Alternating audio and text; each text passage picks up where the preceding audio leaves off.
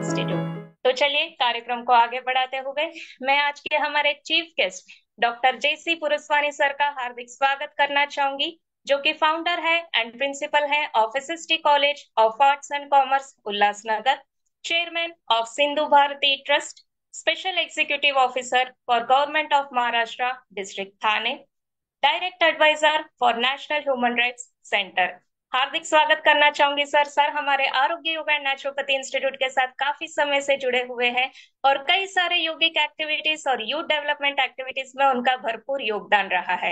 हार्दिक स्वागत करना चाहूंगी और आपसे निवेदन करती हूँ कि हमारे सभी दर्शकों को मार्गदर्शन प्रदान करें। Over to you sir. Thank you Annapurna. सबसे पहले सुप्रभात, नमस्कार माननीय आयोजकों, सभी सहयोगी संस्थाओं के प्रतिनिधि, शिक्षकगण, माता पिता और मेरे प्यारे बच्चों। सबसे पहले आयोजकों, आरोग्य योग एंड नेचुरोपैथी इंस्टीट्यूट, जीवन फाउंडेशन, मुंबई विश्वविद्यालय का राष्ट्रीय सेवा योजना विभाग, महाराष्ट्र राज्य का उच्च तंत्र शिक्षण विभाग को इस विशेष आयोजन के लिए मैं दिल से बधाई और धन्यवाद देता हूँ। आज का ये कार्यक्रम मेरे लिए व्यक्तिगत रूप से बहुत ही खास है, क्योंकि ये बच्चों को समर्पित है और हमारे समाज का भविष्य, हमारे कल का राष्ट्र निर्माता है। आज इस योग for one worth one health की जो ये थीम पे हम ये प्रोग्राम की पहल कर रहे हैं, जो न सिर्फ बच्चों को योग सिखाने तक ही सीमित नहीं है, बल्कि उनको हम जीवन जीने की एक नई कला सिखाने का प्रयास भी कर रहे हैं। मेरा मानना है कि बचपन एक सिर्फ कैनवास के जैसे होता है, जिसपे जो हम रंग चढ़ाएंगे वही उसको जीवन भर दिखाई देता है। आज अगर हम आसपास देखेंगे तो सबकी जीवन शैली एक व्यस्त शैली के जैसे ये लोग गुजार रहे हैं। एक कंपटीशन की दुनिया, जहाँ पे बच्चे शारीरिक रूप से कमजोर है, मानसिक रूप से विचलित भी है और भावनात्मक रूप से असहाय के जैसे एक फीलिंग उनके मन में घर करती जा रही है। ऐसे में मेरा मानना है कि योग की ये जो हम उनको कला देने वाले हैं, योग की जो हम उनको गिफ्ट देने वाले हैं, वो एक उनके जीवन में एक संजीवनी का काम करेंगे।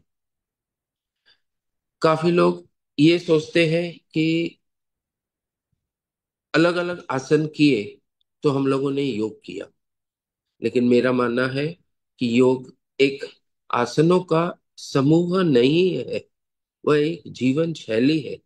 और सबसे एक जरूरी, अगर हम बात करें, तो एक आत्म यात्रा भी है। जब एक बच्चा योग करता है तो वो अपने शरीर से जुड़ता है, अपने मन को समझता है और अपनी आत्मा से संपर्क भी वो कनेक्ट करता है। जब बच्चा एक प्राणायाम करता है तो वो एक सांस नहीं ले रहा होता, वह जीवन को अपने भीतर उतारने की कोशिश भी कर रहा है।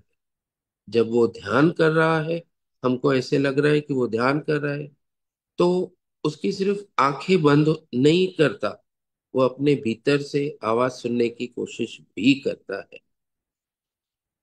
मेरे प्यारे बच्चों, आज की ये जो पीढ़ी है वो मोबाइल, टीवी, गेम्स की दुनिया में ही खोई हुई है।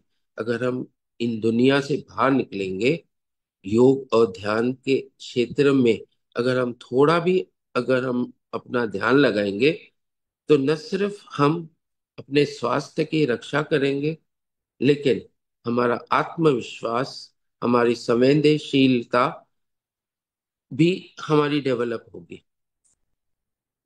माता पिता और शिक्षकों को एक मैं विशेष रिक्वेस्ट करना चाहता हूँ कि कृपया योग को केवल 1 घंटे का अभ्यास नहीं समझें, इसको एक अपना डेली रूटीन का हिस्सा बनाएं।